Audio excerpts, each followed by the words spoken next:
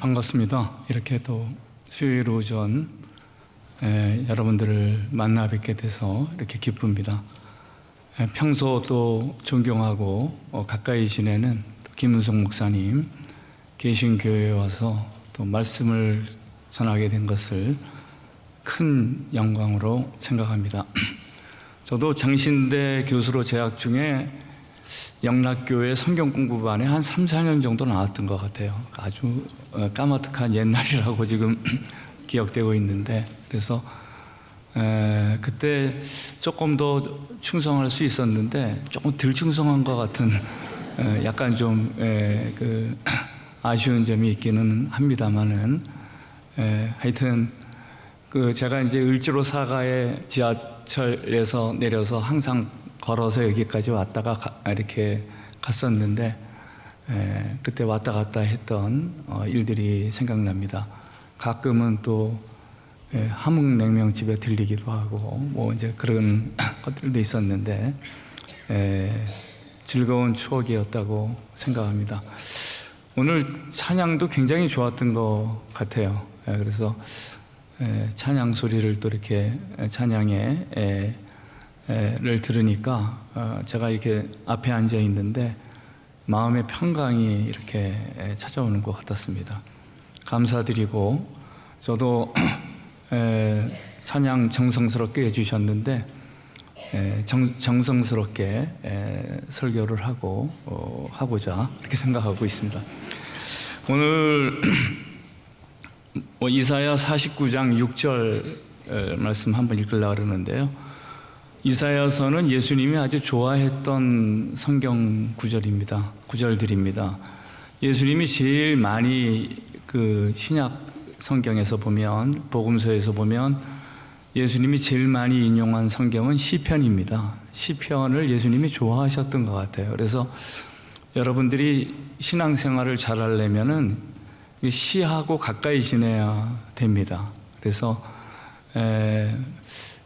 가끔은 이렇게 책방 가서 시집도 좀 사서 읽으시고, 예수님이 굉장히 시를 좋아하셨던 것 같아요. 그래서 시편에 대한 인용이 제일 많고, 그 다음 예수님이 많이 인용했던 성경이 이사야서입니다. 이사야를 아주 좋아했던 것 같아요. 그래서 우리한테도 친근합니다. 왜 그러냐면은 성이 이시기 때문에 친근하게 느껴지는데, 아무튼 예수님이 이사야서를 굉장히 아끼시고 사람들에게 말씀을 전할 때 상당히 많이 인용했던 그런 성경 구절입니다. 오늘 말씀 보시게 되면 49장 6절, 그가 이르시되 내가 나의 종이 되어 야곱의 지파를 일으켜서 이스라엘 중에 보존된 자를 돌아오게 할 것은, 그러니까 야곱의 지파 12지파잖아요. 를 일으켜가지고 이스라엘 사람들을 돌아오게 한 일을 한 사람은 누구냐 하면 모세가 한 것입니다. 모세가 어떤 일을 한 사람이냐 하면은 애굽의 노예 상태에 있던 민족을 빼내서 그 민족에 해방을 주고 새로운 나라를 건설하는, 민족을 구원하고 민족을 해방하는 일을 한 사람이에요. 엄청난 일을 한 사람입니다. 우리는 내 몸뚱이 하나 간수하기도 힘들지 않습니까? 나 하나도 지탱하기 힘들고, 조금 잘하는 사람들이 이제 가족 정도를 지탱하고 사는 건데, 모세는 뭐를 책임지고 살았느냐 하면 민족을 책임지고 산 사람이에요. 아주 굉장히 위대한 성서의 인물 가운데 하나입니다. 근데 하나님께서는 이사야에게 뭐라고 얘기하고 있느냐 하면, 그렇게 이스라엘 중에 보존된 자를 돌아오게 할 것은 매우 쉬운 일이라는 거예요. 그러니까 모세가 한 일은 아무것도 아니라는 거예요. 그래서 쉬운 일이라는 말을 우리가 옛날 개역 성경에 보게 되면 경한 일이다, 가벼운 일이다, 이렇게 이제 번역되어 있습니다. 영어 성경에는 이게 이제 뭘로 표현되어 있느냐면 light라는, 가볍다라는 말로 표현되어 있어요. 그러니까 이게 직역하게 되면 쉬운 일이라기보다는 아주 가벼운 일이다, 그러니까 아무것도 아니라는 거예요. 그러니까 모세가 민족을 구한 일은 정말 아무것도 아니다. 내가 너한테는 더 큰 일을 맡길 텐데 내가 너한테 맡기려고 하는 것은 이방의 빛을 삼아 나의 구원을 베풀어서 땅끝까지 이르게 하겠다. 모세는 이스라엘 백성을 해방하고 구원했지만 너는 인류를 구원할 것이다. 인류에게 큰 새로운 길을 보여주는 사람이 될 것이다 라고 이사야에게 엄청난 소명을 주신 것입니다. 이게 얼마나 대단한 일입니까? 이사야는 어떤 소명을 가지고 살았던 사람이냐 하면은 민족뿐만 아니라 내가 인류를 위해서 살겠다 라는 그러한 뜻을 가지고 산 사람이라고 생각할 수 있습니다. 많은 사람들이 인생을 살면서요, 인생을 좁게 삽니다. 그죠? 자기를 위해서, 가정을 위해서, 주변 몇몇의 사람들을 위해서 살지만은 우리가 진정한 기독교인, 크리스찬이 되려면은요, 크게 그 마음을 먹어야 돼요. 내가 전 세계를 위해서 사는 사람이 돼야 되겠다. 인류를 위해서 사는, 인류 구원을 위해서 헌신하는 사람이 돼야 되겠다. 라는 것을 오늘 본문이 그 이사야서에서 이렇게 언급하고 있는 것입니다. 이렇게 이사야는 세계에 대한 꿈이 있었던 사람이에요. 그러니까 세계에 대한 큰 꿈을 가지고 일했던 사람인데, 그런 의미에서 이사야는 그 뭐를 한 사람이냐면 유대교를 세계화한 사람이에요. 그러니까 구약의 하나님은 이스라엘 민족만을 구하는 하나님이 아니라는 거예요. 민족신이 아니고 전 세계 모든 사람들의 구원을 구원하시고자 하시는 분이 하나님이라는 거예요. 그러니까 유대교를 이스라엘의 바운다리에서, 이스라엘의 영역 내에서 이렇게 머물러 있게 한 것이 아니라 하나님이 전 세계 구원자로서의 하나님이라는 것을 선포하기 위해서 이사야는 유대교를 세계화한 사람이라고 볼 수 있습니다. 신약 시대에 있어서 기독교를 세계화한 사람이 누구냐 하면 사도 바울입니다. 사도 바울은 이 당시의 기독교라는 것이 유대인만을 위한 종교였는데 거기에 범주에서 벗어나서 그 기독교가 전 세계 만민을 위한 종교라는 것을 선포했던, 그것 때문에 그 사도 바울이 고생을 많이 했습니다. 당시의 유대인들은 하나님이 자기 민족만을 위하는 하나님으로만 생각했어요. 근데 사도 바울은 계속 하나님은 우리 민족만을 위하는 하나님이 아니고 온 인류를 위한 하나님이라고 말했기 때문에 사도 바울의 이러한 생각을 사람들이 싫어했습니다. 많이 죽이려고 했고 또 사도 바울을 어렵게 한 것을 우리가 알게 되는 것입니다. 그렇게 위대한 사람입니다. 이게 구약에서는 이사야를 꼽을 수 있고 신약에서는 누구를 꼽을 수 있어요. 사도 바울의 비견되는 이사야가 그렇게 훌륭한 사람이라는 것을 알게 됩니다. 이사야가 지금으로부터 한 몇 년 전에 있었던 사람이냐면 3000년 전에 있었던 사람입니다. 오늘과 같이 교통과 통신이 발달되지 않은 시대이기 때문에 당시에 세계에 대한 정보가 없었던 시대고 주변 나라에 대한 것에 대해서 별로 아는 바가 없었던 그런 시대에 이미 이사야가 세계화의 기치를 들고 이 유대교를 만민의 종교로서 만들고자 노력했던 사람이라고 볼 수 있습니다.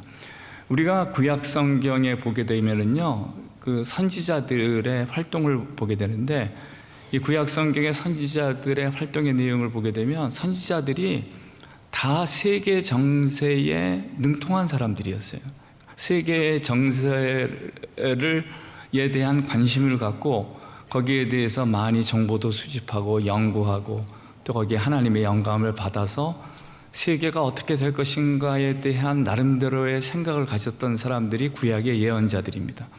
그 예언자라는 것은 다른 말로 말하면 그 당대의 사상가, 민족을 이끌어갔던 사상가라고 볼 수 있었는데, 우리가 어느 한 사람이 이렇게 국가와 민족을 이끌어 가려면요, 뭐에 대한 비전이 있어야 되느냐 하면 세계에 대한 비전이 있어야 됩니다. 우리가 앞으로 국회의원이나 대통령 뽑을 때에도 민족만을 위해서 일하는 사람이 아니고 인류와 세계를 위한 비전을 가지고 있는 지도자들을 세워야 될 것이라고 저는 생각합니다.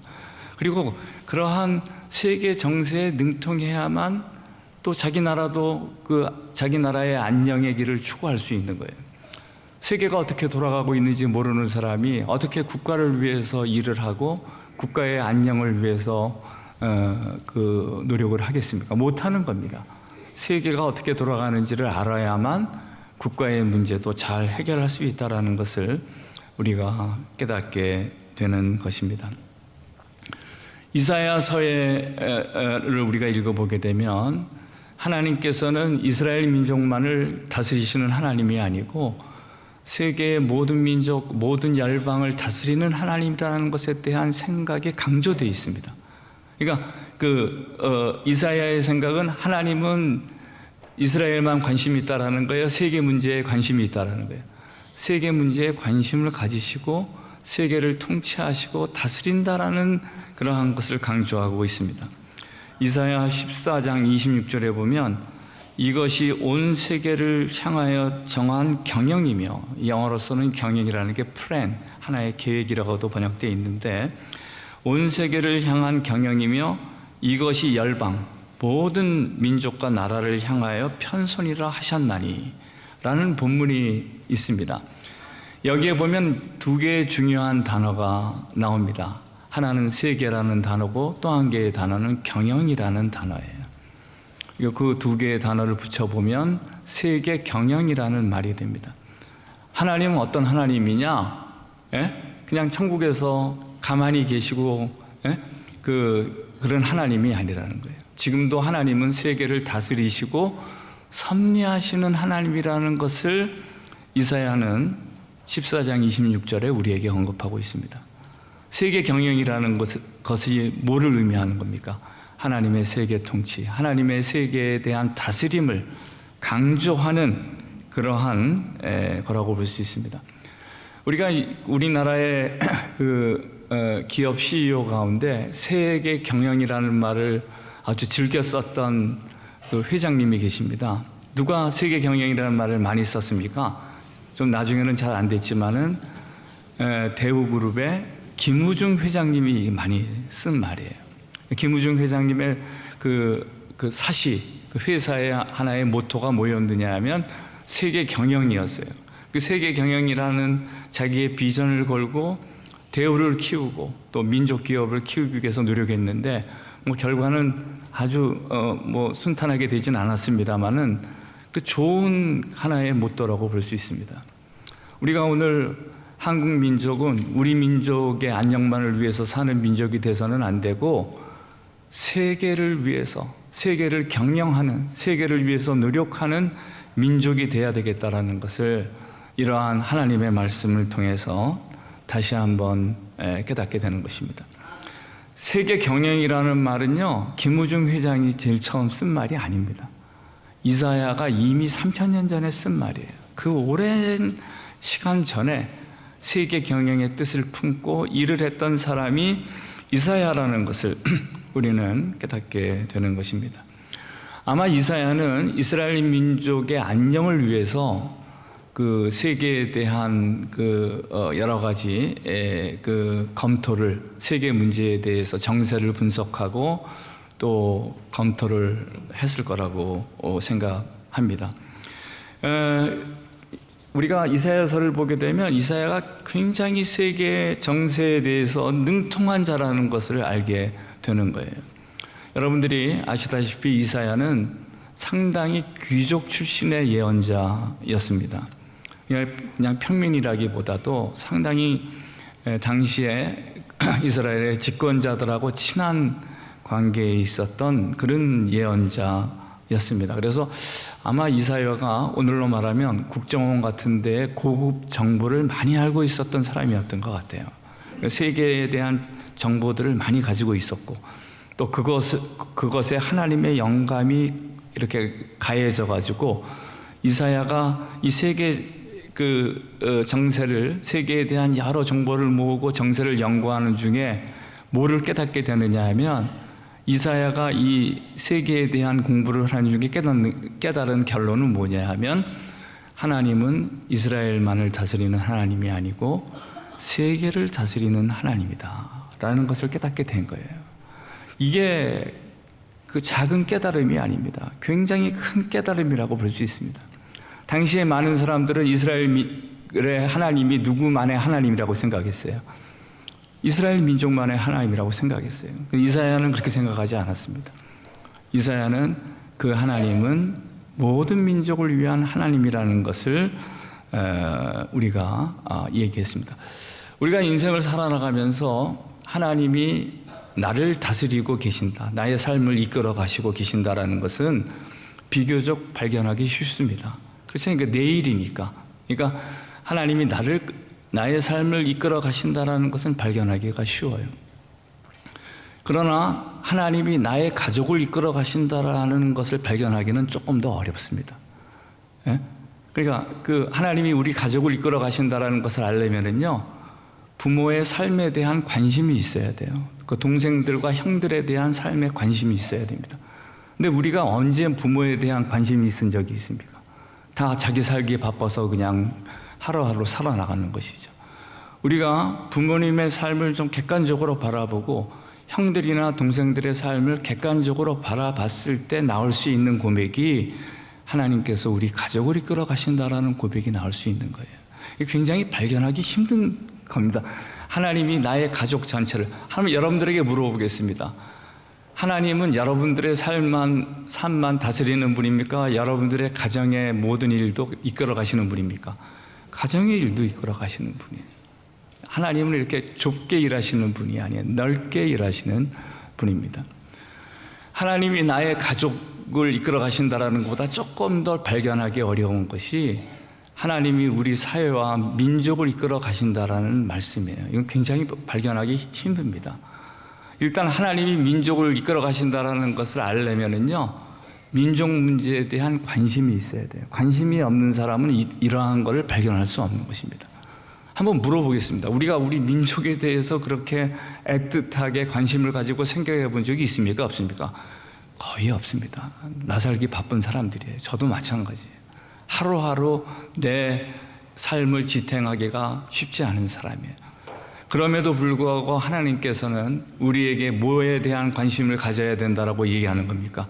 민족 문제에 대한 관심을 가져야 되는 게 신앙인의 길이라는 것을 우리에게 말씀하시는 거예요. 오늘 인생을 살면서 좁게 살 수 있습니다. 그러나 인생을 살면서 아주 넓게 살 수 있어요. 그러니까 삶이라는 것이 큰 성공이 되기 위해서는요, 판을 크게 짜야 됩니다. 예? 오늘 제가 그거를 말씀드리고 싶어요. 일단 양락교회나 우리 모두 뭐를 크게 짜자라는 거예요. 판을 크게 짜자라는 거예요. 예? 그냥 내 문제 이런 거는 다 제껴놓고 살아야 돼. 그걸 너희는 무엇을 먹을까, 무엇을 입을까 염려하라는 게 염려하지 말라는 거예요. 염려하지 말라는 거예요. 너희는 그 나라와 그의 이 민족과 인류를 위한 그 공용의 길을 찾으라는 거예요. 그러면 하나님께서 다른 모든 것은 더해 주시겠다라는 거예요. 믿습니까? 안 믿습니까? 저는 믿습니다. 저는 솔직히 딱 그렇게 말하기는 좀 어려워도 내 문제는 다 제껴놓고 살아요. 그냥 죽으면 죽고 살면 살고 잘 되면 잘 되고 못 되면 못 되는 것이지 거기에 크게 연연하지 않습니다. 그러니까 저의 관심은 뭐를 표대해 놓고 사는 거예요. 민족을 표대해 놓고 사는 거예요. 두 번째는 뭐를 표대해 놓고 사는 거예요. 인류를 나의 목표로 삼고 어떻게 하면 우리 민족이 잘 살 수 있을 것인가? 어떻게 하면 이 인류가 행복한 길을 걸을 수 있을 것인가? 거기에 우리의 모든 정신과 힘과 노력을 집중하게 되면 나 개인의 문제는 사라지리라고 저는 믿습니다. 제가 해보니까 그렇게 되더라고요. 예? 그냥 염려할 필요가 없다라는 거예요. 성경이 우리에게 뭐라고 얘기해요? 염려하라는 게 염려하지 말라는 거예요. 개인사에 대해서 염려하지 말라는 거예요. 그건 하나님께 맡기라는 거예요. 죽이 되든 밥이 되든 상관하지 말라는 거예요. 그러니까 우리가 추구해야 할 것은 그 나라에 대해서 추구해야 된다라는 거예요. 그 나라라는 게 뭡니까? 민족이고 인류라는 거예요. 민족의 민족을 다스린다라는, 하나님께서 민족을 다스린다라는 것을 발견하는 것이 굉장히 어렵습니다. 이게 절대 쉬운 게 아니에요. 그걸 알려면은 우리나라의 경제에 대해서도 알아야 되고 사회 문제에 대해서도 알아야 되고 외교 정책에 대해서 국방에 대해서 모든 부분을 두루두루 알아야 그런 결론을 내릴 수 있는 거예요. 쉬운 게 아니에요. 근데 그거보다 더 어려운 게 있습니다. 그거보다 더 어려운 게 뭐냐 하면 하나님이 세계를 다스리고 계신다라는 거예요. 이거는 범인이 접근할 수 있는 문제들이 아닙니다. 그냥 이사야와 같은 사람들이 접근할 수 있는 문제인데 성경은 오늘 그러한 문제를 우리에게 도전하고 있는 것입니다. 우리가 인생을 살아나가면서 뭐에 대한 관심을 가지고 살아나가자라는 거예요. 에?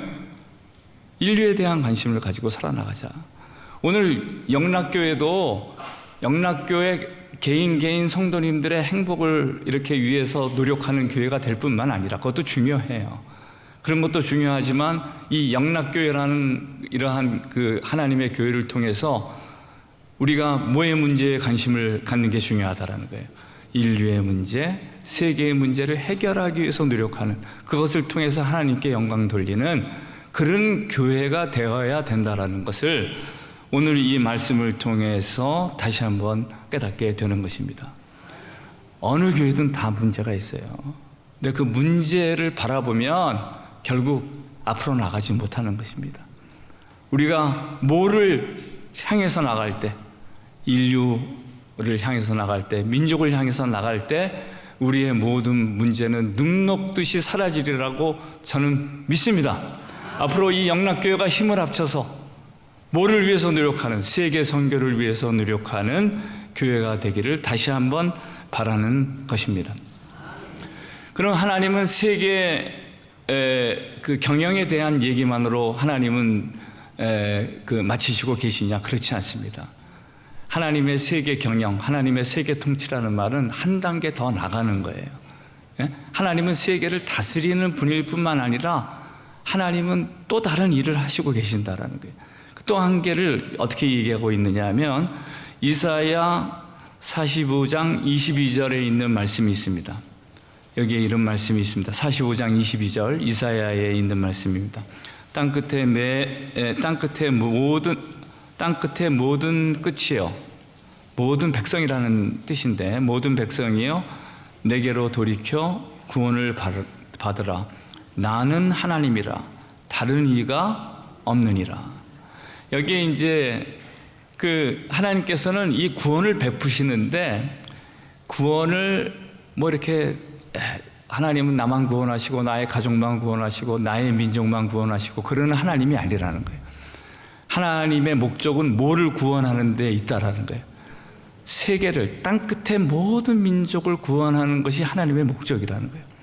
저는 이거를 뭐라고 표현하고 싶으냐 하면 하나님의 세계 구원이라는 말로 표현하고 싶어요. 하나님은 세계 경영을 원하시는 하나님일 뿐만 아니라, 세계 경영을 하시는 하나님일 뿐만 아니라 동시에 하나님은 뭐를 바라시는 하나님이라는 거예요. 세계 구원을 바라시는 하나님이라는 거예요. 하나님은 우리를 다스리시기만 하는 하나님이 아니에요. 우리가 행복하게 되기를 바라시는 분이 하나님이라는 거예요. 세계를 구원하시기를 원한다는 거예요. 이 구원이라는 개념이 상당히 뭐 어려운 용어 가운데 하나인데, 그 하나님께서는 그 우리 구원의 내용을 잘 생각해 보면서 하나님은 세계를 구원하시기를 원하는 하나님이라는 것을, 우리 가족 몇 명만을 행복하게 하기를 원하시는 하나님이 아니라 인류 전체의 복리를 원하시는 하나님이라는 것을, 인류의 행복을 위해서 지금도 일하시는 하나님이라는 것을 깨닫는 것이 중요하다라는 것을 오늘의 본문이 얘기하고 있습니다. 이사야는 그 다음에 이제 뭐를 얘기하느냐 하면 그 하나님의 세계 구원 또는 하나님의 그 세계 경영, 하나님의 세계 구원의 구체적인 내용이 무엇인가를 그 다음에 설명을 하고 있어요. 그렇죠? 우리가 지금 뭐까지 알았습니까? 하나님의 세계 경영에 대해서 알았잖아요. 다스리는 분이라는 거예요. 근데 다스리는 분일 뿐만 아니라 우리를 어떻게 하기를 원한다라는 거예요. 구원하기를 원한다라는 거예요. 세계를 구원하기를. 지금 세계는 구원받아야 됩니다. 곳곳에 전쟁이 일어나서 많은 사람들이 고통당하고 있습니다. 기후변화를 통해서 인류가 언제 멸종될지 모르는 상황 가운데 있어요. 얼마 전에는 코비드-19, 코로나19로 말미암아 많은 사람들이 죽었습니다. 지금 인류는 도탄에 빠져 있어요. 그 도탄에 빠져 있는 인류를 하나님께서는 뭐 하시기를 원하시는 하나님이에요? 구출해 내시기를 원하시는 하나님이고, 그 구출해 내시기를 원하는 하나님이기 때문에 세계 선교의 필요성이 생기는 것입니다. 하나님은 나만을 위한, 우리 민족만을 위한 하나님이라고 생각하면 선교할 필요 없어요. 왜 우리가 선교를 해야 되느냐? 하나님은 우리 민족뿐만 아니라 나뿐만 아니라 모든 백성이 구원받기를 원하는, 그 복음을 통해서 새롭게 되기를 원하는 하나님이라는 것을, 그러한 선교에 대한 열정을 우리에게 주는 말씀이라고 보게 되는 것입니다. 그러면 그 하나님의 세계 구원의 구체적인 내용이 뭐냐? 그 구체적인 내용이라는 것이 이사야서에 산발적으로 이렇게 언급되어 있습니다. 한 군데 딱 이렇게 잡기는 어렵고, 이사야의 여러 본문들이 하나님의 세계 구원의 구체적인 내용, 이 글로벌한 구원의 구체적인 내용을 산발적으로 설명하고 있습니다. 근데 그러한 것을 설명하는 대표적인 구절이 뭐냐 하면 11장 1절부터 9절. 이게 제가 성경 구절 얘기한 것이, 제가 성경 이사야서를 굉장히 여러 번 읽고 다 뽑은 성경입니다. 시간 많이 들어간 거예요. 그러니까 이게 굉장히 중요한 성경 본문들이에요. 이사야 11장 1절부터 9절, 2장 2절부터 4절, 35장 1절부터 12절, 이런 말씀들이 뭐에 대한 내용을 언급하느냐 하면 하나님이 세계를 구원하시는 구체적인 내용에 대한 언급을 해요. 그렇잖아요. 우리가 하나님은 구원하신다라고 것만 알아서는 안 되잖아요. 그럼 하나님이 구원하시기 위해서 그 구원의 구체적인 내용이라는 것은 도대체 무엇이냐? 한 세 가지 정도를 이러한 본문들은 얘기하고 있습니다. 첫 번째는 하나님의 말씀과 영이 이 땅에 충만하게 되는 거예요. 그러니까 세계가 구원되려면 뭐가 역사해야 된다라는 거예요. 하나님의 말씀이 역사해야 되고 하나님의 성령이 역사해야 된다는 거예요. 그러니까 말씀과 성령이 충만해지면 세계가 올바로 가게 된다라는 거예요. 그러나 세계가 아무리 경제적으로 부유하고 잘 되는 것 같아 보이더라도 그 속에 뭐가 없으면, 말씀과 성령이 없으면 안고 없는 찐빵같이 된다라는 거예요. 아무것도 아니라는 거예요. 그러니까 이사야가 첫 번째 우리에게 하나님의 구원의 내용으로서 도전하는 것은 하나님의 말씀을 선포하고 성령이 역사하는 세상을 만드는 거예요. 오늘 많은 민족들이 왜 그렇게 어려운 가운데 있는 것입니까? 하나님의 말씀 속에 있는 비전을 알지 못하기 때문에 그렇게 사는 거예요. 많은 사람들이 왜 그렇게 죄의 자리에서 벗어나지 못하고 사는 것입니까? 말씀 속에 있는 복음의 능력을 접하지 못했기 때문에 그렇게 사는 거예요. 오늘 이 복음을 들고 우리가 이 성령의 능력을 통해서 세계를 새롭게 하고 세계의 구원을 가져다 주는 여러분들과 영락교회 교인들이 되기를 바라는 것입니다. 두 번째, 이사야가 얘기하는 글로벌 구원의 세계 구원의 구체적인 내용은요, 범세계적인 정의와 평화를 구현하는 거예요. 이사야는 이 구원의 내용 속에 뭐를 집어넣느냐 하면 우리가 뭐를 위해서 노력해야 된다라는 거예요. 세계의 정의와 평화를 위해서 일을 해야 된다라는 거예요. 그래서 이사야가 이런 말을 합니다.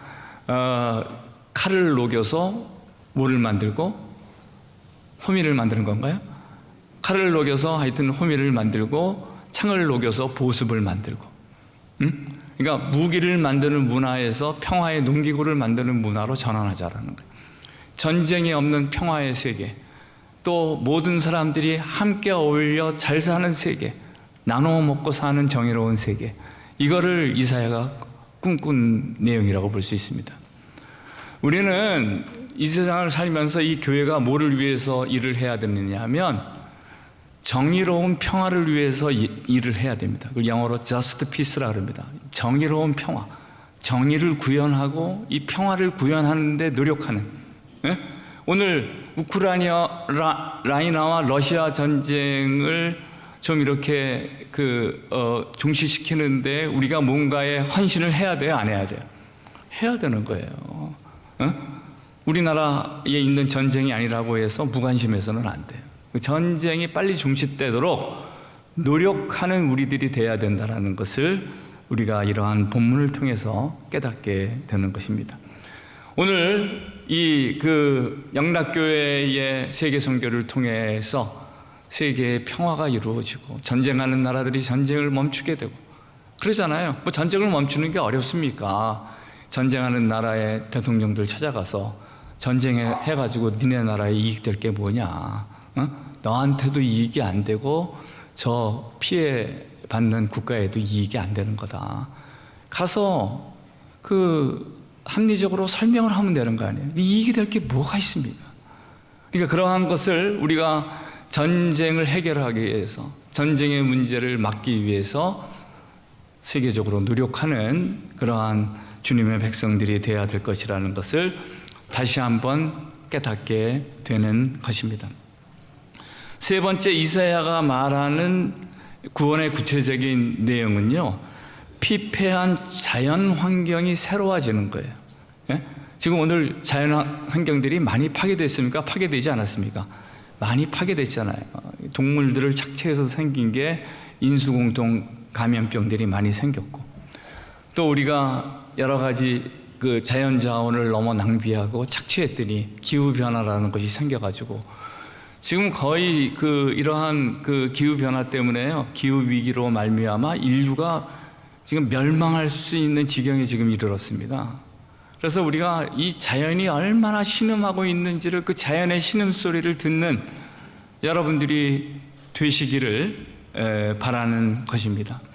이사야서에 보게 되면 아름다운 자연에 대한 꿈에 대해서 얘기합니다. 이사야의 자연에 대한 하나의 아름다운 자연에 대한 비전이 이사야서에 나타나는데, 어떻게 얘기하고 있느냐 하면, 사막에 샘이 넘쳐 흐르리라. 사막에 꽃이 피어 향내내리라. 주님이 다스리는 그 나라가 되면은 사막이 뭐가 된다라는 거예요? 꽃동산이 된다라는 거예요. 뭐 그렇게 우리가 만들면 되는 거 아니에요? 얼마나 황폐한 지금 세계가 됐습니까? 얼마나 우리의 땅들이 신음하고 있습니까? 전 지구 환경이 파괴되어서 얼마나 많은 생명체들이 멸종하고 있는 세상입니까? 이러한 세상 가운데에서 이 자연 환경을 새롭게 하고자 하는 노력이, 그렇기 때문에 우리가 몽골에 가서 뭐를 심어야 됩니까? 나무를 심어야 되는 거예요. 또 우리 하천에 있어서 쓰레기가 있으면은 걷어내야 되는 것입니다. 우리의 수질을 좀 더 좋게 하기 위해서 노력하는 우리들이 돼야 되는 것입니다. 환경을 위해서 좀 더 절제하는 삶을 살아야 되는 것입니다. 이게 다 우리에게 주어진 선교적 사명이라는 것을 다시 한번 강조하고 싶은 것입니다. 이렇게 하나님의 구원이라는 것은요, 이러한 단선적인 구원이 아니에요. 1차원적인 구원이 아니고 굉장히 다차원적인 구원에 대해서 이사야가 오늘 우리에게 말하고 있습니다. 하나님과의 관계, 이웃과의 관계로서의 정의와 평화, 자연과의 관계에 있어서의 생태적인 온전함, 이러한 모든 것을 포괄하는, 더 나아가서 나와 자아의 관계 등등도 포함하는 모든 제방 관계가 온전하게 되는 것을 이사야는 기독교의 구원의 내용으로 우리에게 언급하고 있는 것입니다.